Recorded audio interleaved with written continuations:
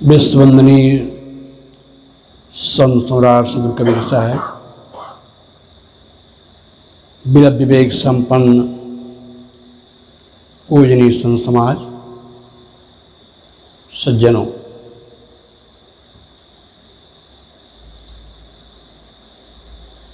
कबीर आश्रम बैगवा बहुत दिन से नाम सुनता रहा। यहाँ पर एक से एक महान वैराग्यवान संत हुए और वर्तमान में यहाँ पर संतों की उपस्थिति देखकर और आश्रम की व्यवस्था देखकर बड़ी खुशी हो रही है कि सचमुच में संतों की जो रहनी होनी चाहिए वो देखने में आ रहा है। सदगुरु कबीर साहब के उनके कर्तृत्व और व्यक्तित्व पर थोड़ा कहने का मैं प्रयास करूंगा। आज से 624 वर्ष पूर्व भारत के प्रसिद्ध तीर्थ स्थल काशी में कबीर साहब का जन्म हुआ। विद्वानों की नगरी पूरा काल से रही है, वर्तमान में भी है। ऐसे विद्वानों की नगरी में सदगुरु कबीर साहब का जन्म हुआ। माता का नाम नीमा था, पिता का नाम नीरू।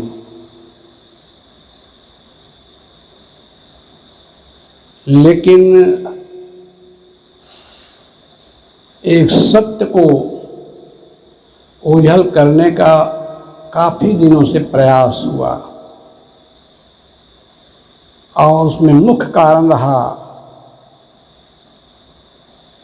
कि कबीर को हम नीरू नीमा के संतान मानते हैं, तो नीरू नीमा जुलाहे थे। आज की भाषा को छोटी जाति कहते हैं। इस धारणा ने नीरू नीमा को कबीर साहब के माता पिता होने का गौरव छीन लिया और तमाम किंवदंतियां गढ़ी गई। विधवा ब्राह्मणी, विधवा, कुंवारी कन्या के पुत्र, यहाँ तक सीपी से पैदा होने की बात कही गई।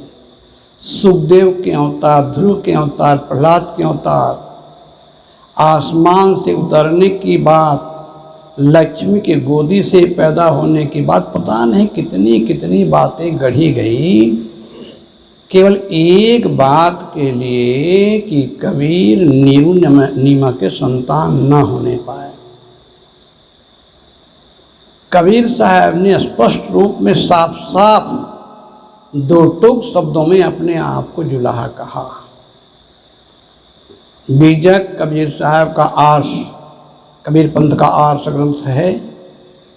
बीजक कहरा में साहब ने लिखा, कहाँ है कबीर राम रसमाते, जुल्हा दास कबीरा हो। कबीर ग्रंथावली जो विश्वविद्यालय में पढ़ाई जाती है, साफ शब्द में तू ब्राह्मण में काशी के जुलाहा बूझो मोर ज्ञाना, तुम तो याची भूपति राजे मोरे राम ध्याना। तू ब्राह्मण में काशी जुलाहा, मोहितो सरोवर कैसे बनी है। हमरे राम नाम कई उबरे, बेर भरोसे पहाड़े पहाड़े डूब मरही। मैंने अपनी पुस्तक कबीर रामानंद में 18 प्रमाण दिए और 17 प्रमाण इतिहासकारों के, विद्वानों के और कबीर साहब के समसामयिक उनके जो गुरु भाई थे, अभिन मित्र, संत रैदास, पीपा, सेन, धना, दादू साहब, अबुल फजल के आयनी अकबरी, तमाम मैंने उदाहरण दिया। और अभी मेरी नई पुस्तक आई है कबीर एक खोज जन्म और माता पिता, एक कोरोना काल में छपी। इसमें और खुल करके लिखा। ये पुस्तक लिखने का उद्देश्य ये रहा है कि एक महात्मा हमारे कबीर पंथ के विद्वान संत श्री सत्यकर साहब जी, जो बुरहानपुर से संबंधित हैं, उन्होंने एक पुस्तक लिखी है, अभी छप रही है। तो उसमें उन्होंने लिखा कबीर साहब क्षत्रिय थे, इच्छाक वंश क्षत्रिय थे। पुणे में सजीवन साहब जी के आश्रम में कार्यक्रम हुआ तो मुझे इस पर बोलने के लिए बुलाया गया था। मैंने साहब से निवेदन किया कि साहब जी, कबीर साहब के संपूर्ण रचनाओं में कहीं एक जगह बता दीजिए कि कबीर साहब ने अपने आप को हिंदू कहा हो, क्षत्रिय कहा हो, हमें बता दीजिए। सबके सामने मैंने सभा में मैंने बात रखी, हो तो न बताए, है ये नहीं कहीं पर। कहा कि ऐसा तो नहीं लिखा है। मैंने जब ऐसा नहीं लिखा है, कबीर साहब ने अपने आप को ऐसा नहीं कहा, फिर आप उसको इच्छाक वंशु क्षत्रिय कहने के ये आपका जो कथन है कहाँ तक उचित है, उस पर मैंने विस्तार में नहीं जाऊँगा। मैंने कह रहा था कि कबीर साहब के माता का नाम नीरू, पिता का नाम नीमा था। काशी में जहाँ का वर्तमान में कबीर चौरा जो मूल गादी है, उसी सटा हुआ नीरू टीला है, वहीं में नीरू नीमा का घर था। आजकल वहाँ के आचार्य विवेक साहब जी वहाँ पर एक बढ़िया स्मारक बनवा रहे हैं, जिसमें कबीर साहब के वो झोपड़ी, कपड़ा बुनने की आवाज़, कबीर साहब के पद गुनगुनाते हुए उसको दिखाया जाएगा। तो इस प्रकार से कबीर साहब के जन्म के बारे में, दूसरी बात गुरु के बारे में, शेख तकी पीताम्बर पीर, एक पुस्तक मैंने पढ़ी, महाराष्ट्र कोई लेखक ने लिखा था, मैं खरीद के लाया। उसमें एडिस चोटी एक कर दिया लेखक ने कि कबीर बुद्ध अनुयायी थे और पीताम्बर पीर को गुरु ग्रंथ में और कबीर ग्रंथावली में आया है, हज हमारो गोमती तीर जहाँ बसे पीताम्बर पीर। इस बात को लेकर कहा पीताम्बर पीर और कोई नहीं थे, बौद्धिस्ट भिक्षु थे। अभी जो कबीर जयंती मनाई गई है, उसके और पिछले कबीर जयंती में एक टीवी में मैंने पहली बार बोला, तो बौद्ध भिक्षु और मूल निवासी कुछ विद्वान थे, कुछ और विद्वान थे, तो उसमें मुझे भी शामिल किया गया था। एक ही दो जगह बोला मैंने, एक बार ग्वालियर से और रीवा से। तो ये विद्वान बोल रहे थे कबीर साहब बौद्धिस्ट। मैंने कहा देखो, कबीर साहब के सिद्धांत और बौद्धिस्ट जो विचारधारा है, दोनों में जमीन आसमान का अंतर है। बौद्धिस्टों का और बातें तो ठीक है, लेकिन उनका जो खान पान है, उनके आचरण है, दूसरी बात उनमें इतने चमत्कार है। मैंने विनय पिटक, मध्यम निकाय, अंगुत्तर निकाय, दीर्घ निकाय, तमाम बौद्ध साहित्य का अध्ययन किया। इतना चमत्कार, इतना विश्वास है कि कुछ पूछूं मत, स्वर्ग नरक तक भरा हुआ है। विद्वान कह रहे थे कि कबीर पंथियों ने कहा कि ब्रह्मा विष्णु महेश को ये लोग मानते हैं। मैंने कहा कि हमारा जो कबीर पंथ है, ब्रह्मा विष्णु महेश को कोई श्रेय नहीं देता है। कबीर साहब के पंक्ति आई है, ब्रह्मा विष्णु महेश्वर कहिए इनसिर लागी काई, इन्हीं भरोसे मत कोई बैठो इन्हों मुक्ति पाई। तो इस प्रकार जो गुरु ब्रह्मा गुरु विष्णु जो कह रहे हो, तो ये हमारा कबीर पंथ का ये सिद्धांत नहीं है।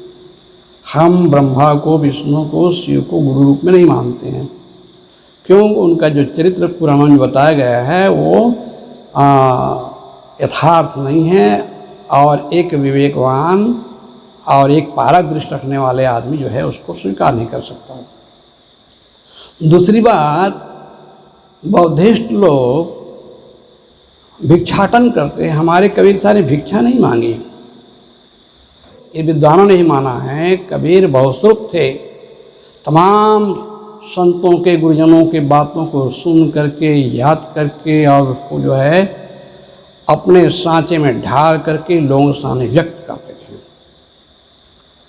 तो इस प्रकार से कबीर साहब बहुश्रुत थे और उनके क्रांतिकारी, उनके मानवतावादी विचार, जैसा कबीर साहब ने कहा है, विश्व के इतिहास में दो टूक शब्दों में कहने वाला मुझे कोई नज़र नहीं आता।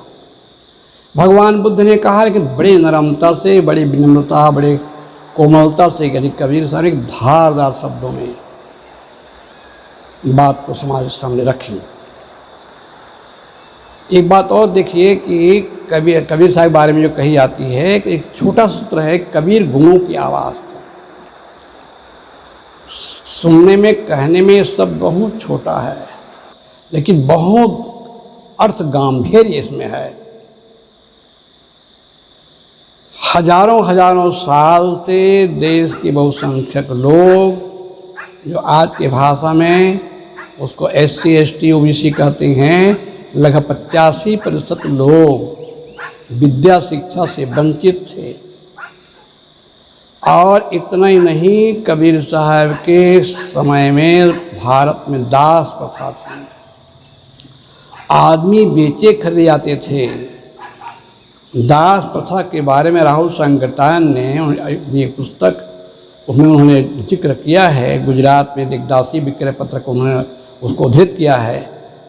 कैसे कैसे यातनाएं दी जाती थी, पीड़ा दी जाती थी, और उस पर भी अगर वो मर जाए तो माना जाता था कि अपनी मौत से मर गई। मारने वाले को, सताने वालों को, प्रताड़ित करने वालों को कोई प्रकार के पाप या दोष नहीं लगता था। इस प्रकार कहना चाहे दास प्रथा थी। इतनी यातनाओं के बाद आदमी चू नहीं कर सकता था, मुंह नहीं खोल सकता था, उफ नहीं कर सकता था। ऐसे समाज को कबीर साहब ने वाणी दी। हमारे अंदर सोई हुई चेतना को उन्होंने जागृत किया। कर महिया बल आपनी छाड़ बिरानी आस, जाके आंगन नदिया वहे सुकस मरे प्यास। एक विचारधारा इसमें और चल रही है। कबीर आजीवक थे। डॉक्टर धर्मवीर और ऐसे कुछ विद्वानों ने, जैसे कमाल भारती वगैरह ने लोगों ने लिखना शुरू किया कि कबीर आजीवक संप्रदाय से जुड़े थे। मैंने आजीवक संप्रदाय का गहन अध्ययन किया तो आजीवक संप्रदाय की विचारधारा है वो भी कबीर साहब से मेल नहीं खाता। उसमें उच्छेदवाद है। उच्छेदवाद का मतलब होता है आदमी जो है जीवन जो कुछ करता है उसके पाप पुण्य कुछ नहीं लगता है। जैसे चारवाक ने कहा, जब तक जियो सुख से जियो, पास में पैसा ना हो तो कर्जा देकर घी पियो, अदला बदला कुछ देना नहीं पड़ेगा। कबीर साहब ने कर्म सिद्धांत प्रतिपादित किया। कबीर कमाई आपनी कभी निष्फल जाए, बोया पेड़ बमरू का आम कहाँ से खाए। कर्म सिद्धांत कबीर साहब ने समाज सामने रखा। जो बोओगे उसे तुम्हें काटना पड़ेगा, जो कर्म करो उसका फल तुम्हें भोगना पड़ेगा। कोई राम रहीम, कोई गुरु पीर, कोई नाम जब, कोई पूजा पाठ तुम्हारे पाप को नहीं काट सकते, इसलिए पाप करो मत। तो आजीवक दर्शन मैंने पढ़ा तो कबीर साहब आजीवक नहीं थे, बौद्धिस्ट नहीं थे, जैन भी नहीं थे। उनका अपना स्वतंत्र चिंतन था। मैंने कबीर साहब को हम देखते हैं, सिद्ध और नाथों की अखड़ता तो है, लेकिन वो चमत्कार, वो डरावनी रूप नहीं है, वो यानी कि ढोंग धतुरा नहीं है। वैष्णव के सादगी, सरलता और उनके खान पान की शुद्धता और विनम्रता, कोमलता तो लिया, साथ साथ उनके अवतारवाद, मूर्ति पूजा और आश्रम व्यवस्था को नकारा।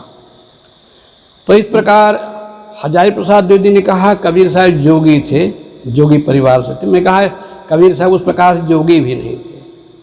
तो कबीर साहब को लोगों ने अपने अपने ढंग से कहने का प्रयास किया, लेकिन उसी प्रकार से है जैसे एक गांव में हाथी आया, तो हाथी आया तो लोग देख लिए, भीड़ लगी थी, तो कुछ सूरदास सुने तो कहीं हम लोग भी चले देखने के लिए, तो वो लोग भी गए। अब बेचारे की तो आँख नहीं, देखे कैसे, तो किसी ने कान पकड़ा। जिसने कान पकड़ा तो मान लिया कि हाथी कैसा होता है, सूपा जैसे होता है। किसी ने पैर पकड़ा तो सोचा कि हाथी जो जैसे हमारे खंबा है ऐसे खंबा जैसे होता है। किसी ने पूंछ को पकड़ा तो समझा कि वो हाथी तो ऐसे मूसल जैसे होता है। किसी ने पीठ को छुआ तो समझा तो हाथी दीवार जैसा होता है। अब सब इकट्ठे हुए, बैठे, कहे हाँ देखा हाथी, हाँ हाँ देखा, कैसे हाथी? एक ने कहा सूपा जैसे, एक ने कहा कि वो दीवार जैसे, खंबा जैसे। तो कुछ ग्रंथि में श्री रामराज साहब जी ने कहा, अंधेरे के हाथी हाथ है, अंधेरे के हाथी साथ है, साथे हैं सगरे, हाथन के टोई कहे आँखन के अंधेरे। जितना जिंदा टोया टटोला उतने मान लिया। ऐसे ही कबीर साहब को लोगों ने अपने अपने ढंग से टटोला, जितना उनके हाथ में आया मान लिया। समग्रता से, संपूर्णता के रूप में, समग्रता से कबीर साहब को समझने के लोगों ने प्रयास नहीं किया। समग्रता से हम देखें, कबीर साहब संत हैं, सदगुरु हैं, समाज सुधारक हैं, भक्त हैं। कबीर साहब की व्यक्तित्व बहुआयामी है। कहा जाता है हीरा के कई पहल होते हैं, 56 पहल होते हैं, और हर पहल अपने आप में संपूर्ण सुंदर और ज्योतिर्मय होती है। ठीक इसी प्रकार कबीर साहब का व्यक्तित्व ऐसा था, उस हीरे के समान लोगों ने अपने अपने ढंग से तराशा, गढ़ा।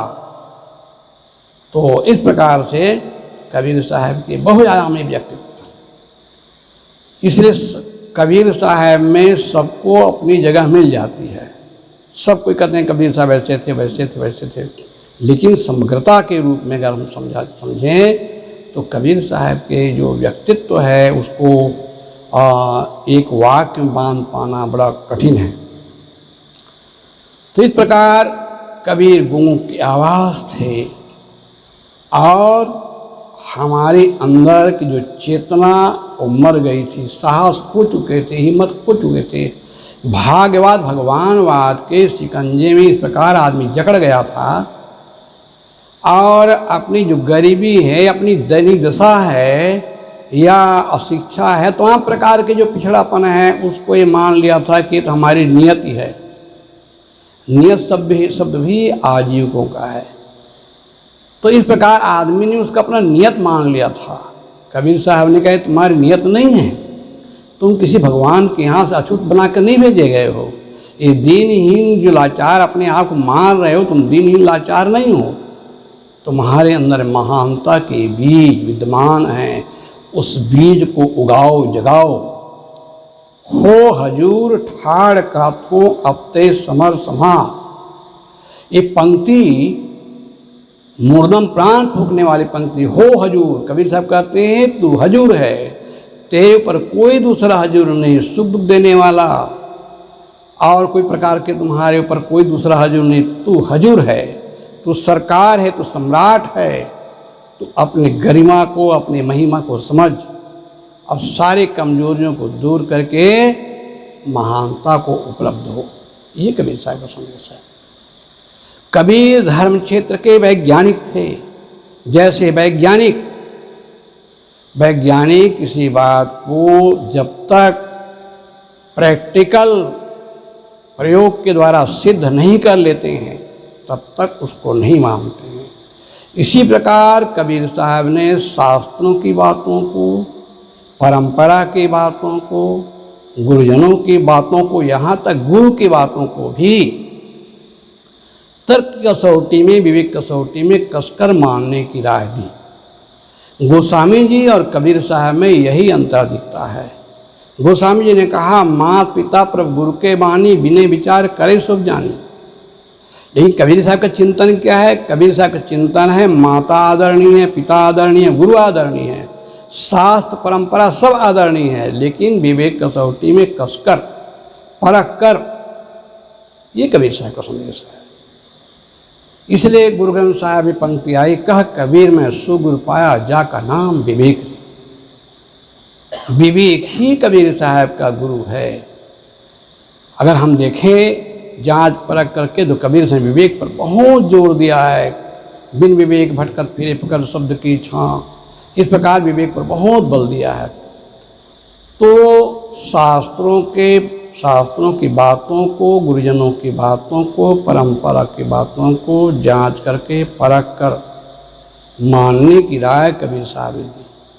इसके पहले क्या था कि लोगों ने धर्म के नाम पर हमें ऐसा अफीम खिला दिया था। मार्क्स ने लिखा धर्म अफीम है। बचपना में देखता था माता लोग, उनको घर के काम धाम करना पड़ता था, बच्चे रो रहे हैं, कहाँ तक उसको गोद में लिए रहेंगे, कहाँ तक खिलाते रहेंगे। तो क्या करती थी, दूध में थोड़ा सा अफीम घोल के पिला देती थी। जैसे कोदो दाना होता है ना, उससे और छोटा थोड़ा सा पिला दिया। अब पिला दिए, बच्चे अपना नशे में है, मस्त खेल रहा या सो गया, माताएं घरे काम काज कर रही फुर्सत से। ऐसे ही धार्मिक लोगों ने ऐसा अफीम खिला दिया, लोगों ने तर्क करना, परख करना, विचार करना ही छोड़ दिया, आंख मूंद करके मानते रहे। कबीर साहब ने उस धर्म के अफीम को, अवैज्ञानिक मान्यताओं को ऐसा उधेड़ा कि दिन लोग तो तिलमिला जाते हैं। लेकिन तिलमिलाते हैं इसलिए कि वो झूठ के पक्षधर हैं, सत्य को समझने का प्रयास नहीं करते हैं, और सत्य तो बहुत खरा होता है। तो इस प्रकार कबीर साहब धर्म क्षेत्र के वैज्ञानिक थे। कहा गया राम लक्ष्मण भरत शत्रुघ्न खीर खाने से पैदा हो गए। कबीर साहब ने कहा खीर खाया जाता है, मुंह से खाया जाता है, और पच करके सब धातु में परिवर्तित हो जाता है, और आसार भाग जो है मलमूत्र द्वारा बाहर हो जाता है। गर्भाशय का रास्ता ही अलग है। तो खीर खाने से कोई बच्चा कैसे पैदा होगा? गोकर्ण महाराज गाय के कान से कैसे पैदा हो भाई? गाय से पैदा हो बच्चिया होगा, बछड़ा होगा, आदमी कैसे पैदा होगा? फिर यहाँ से प्रकृति करी वहाँ से पैदा होगा। इस प्रकार बड़े बड़े धर्म ग्रंथों की बातों को कबीर साहब ने समाज के सामने उसको रखा और उस पर समीक्षा की, और तमाम प्रकार अंधविश्वास पाखंड जो समाज में फैला हुआ था उसको उन्होंने दूर किया। तमाम प्रकार के जात पात छुआछूत को लेकर के एक वर्ग को ऐसा अनेक विद्या शिक्षा से वंचित कर दिया गया। तुम न्यायाधीश नहीं हो सकते हो, तुम पढ़ नहीं सकते हो, लिख नहीं सकते हो, तुम आगे नहीं बढ़ सकते। तमाम प्रकार असत्ताएं उस पर लाद दी गई। इस प्रकार से जो ये गुलामी थी उससे मुक्त होने का कबीर साहब ने मुक्ति आंदोलन चलाया। एक बार मैंने हमारे पाटन में 2012 में गुरु जी का अंतिम कार्यक्रम उस साल हुआ था, उसमें मैंने इस विषय पर बोला था, खुल करके बोला, कबीर का मुक्ति आंदोलन। वो टॉपिक पर मैं कहीं बोला भी नहीं था, लेकिन पहली बार ऐसे मौका आया तो मैं बोल दिया, लोग बहुत पसंद किए। तो इस प्रकार तमाम प्रकार के हम जो है जड़ता में जकड़े हुए थे, गुलामी में जकड़े हुए थे, उस गुलामी से कबीर साहब आज़ादी दी। तो इस प्रकार कबीर साहब का जो व्यक्तित्व है, कर्तृत्व है, बहुत व्यापक है। नाभादास जी ने कबीर साहब के व्यक्तित्व पर 6 पंक्तियाँ कहीं। कबीर कानी राखी नहीं वर्णाश्रम चढ़ दर्शनी, भक्ति जो धर्म ताय धर्म कर गायो, योग यज्ञ दान भजन बिन तुच्छ दिखायो, हिंदू तुर प्रमाण रमैनी शब्दी साखी, पक्षपात नहीं वचन समय के हित की भाखी, आरूढ़ दशा हो जगत पर मुख देखी नाइन मनी, कबीर कहानी राखी नहीं वर्णाश्रम चढ़ दर्शनी। कुछ गुरुदेव जी ने लिखा, निर्गुणी केवल नहीं वैष्णव विरागी, सब तुम्हारे ज्ञान धन के दाय भागी। इस प्रकार कबीर साहब की व्यक्तित्व ऐसा आकर्षक था, ऐसा निराला था कि निर्गुणी तो कबीर साहब के अनन्य प्रेमी थे ही। कबीर साहब के विचारों को उनके जो शिष्यों ने अपनाया ही, नानक साहब, दादू साहब, दरिया पलटू हिंसा जीवन से लेकर के वर्तमान राधा स्वामी, जय गुरुदेव वगैरह जहाँ तक आप देखते हैं सब निर्गुण धारा से उनका विचार ओतप्रोत है। कहीं न कहीं कबीर साहब को अपना आराध्य पथ प्रदर्शक मानते हैं। तो ये तो निर्गुण धारा के हुए। वैष्णव में देखिए धर्मदास वैष्णव परंपरा में थे, भगवान दास वैष्णव परंपरा में थे। वे लोग भी कबीर साहब के क्रांतिकारी विचारों से आकर्षित होकर कटैया बटैया पूजना छोड़ करके और निर्गुण धारा विचार में आ गए। सर्वजीत पंडित उस समय का विश्वविख्यात पंडित था। कबीर साहब शास्त्रार्थ करने के लिए दक्षिण से उत्तर दौड़ लगाया। कबीर साहब के पास जब आया तो उनके तमाम पोथी पतरा, उनके तमाम जो रट्टू ज्ञान कुछ काम नहीं आए। कबीर साहब के अनुभव युक्त उनके पैनी बातों से वे धाराशायी हो गए उनके विचार, और आखिर में कबीर साहब शरण में आए। इस प्रकार हम देखते हैं कि कबीर साहब के क्रांतिकारी, उनके मानवतावादी जो विचार है, जो कबीर साहब ने चिंतन दिया आज से 600 साल पहले बाबा साहेब के हाथों आकर के संवैधानिक रूप धारण किया। और संवैधानिक रूप जब धारण किया तब जो कह रहे थे स्त्रियों को पढ़ने का अधिकार नहीं है, अभी देखो हमारे देश के जो प्रथम आदिवासी महिला आने के मुर्मू जी जो राष्ट्रपति हुई, अगर मनु का कानून चलता तो कोई एक आदिवासी जिसको कोल भील या तमाम प्रकार के लोग वो कहते हैं क्या वो राष्ट्रपति हो सकती थी क्या? लेकिन नहीं, ये कबीर का चिंतन, हमारे संत रैदास जी का चिंतन, जो संत रैदास ने कहा ऐसा चाहूँ राज में मिले सबन को अन्न, छोटे बड़ो सब समझ रैदास रहे प्रसन्न। वो जो चिंतन जब संवैधानिक रूप लिया तो डॉक्टर के आर नारायणन देश के राष्ट्रपति हुए, के जी बालाकृष्णन एक दलित सुप्रीम कोर्ट के प्रधान न्यायाधीश हुए, वर्तमान में रामनाथ कोविंद जो अभी जो रिटायरमेंट हुए हैं राष्ट्रपति होकर के महामहिम, वो यानी कहना चाहिए पूरी समाज से थे। तो ये सब जो है प्रतिभा पाटिल जी जो देश के राष्ट्रपति हुई, तो ये सब जो हुआ तो ये कबीर साहब जो चिंतन है और उनका समतावादी, समानतावादी, मानवतावादी चिंतन, जो आज हमारे नरेंद्र मोदी भी कहा करते हैं कि सबका साथ सबका विकास, तो चाहे वो कितना पालन करते वो अलग बात है, लेकिन कहना तो पड़ेगा ही।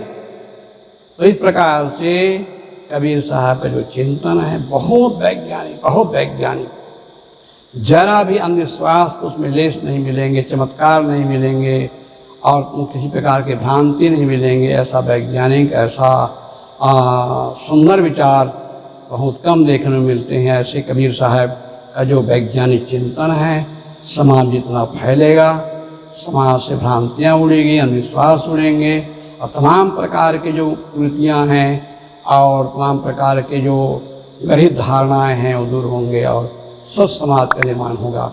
इस प्रकार कबीर साहब की जो चिंतन है, उनकी महान ग्रंथ बीजक है और उससे संबंधित जो ग्रंथ है उसका हम जितना अध्ययन करेंगे, कबीर साहब के वैज्ञानिक चिंतन हमें मिलेगा।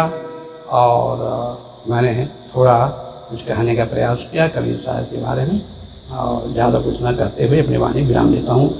बोलिए सदगुरु कबीर साहब की जय।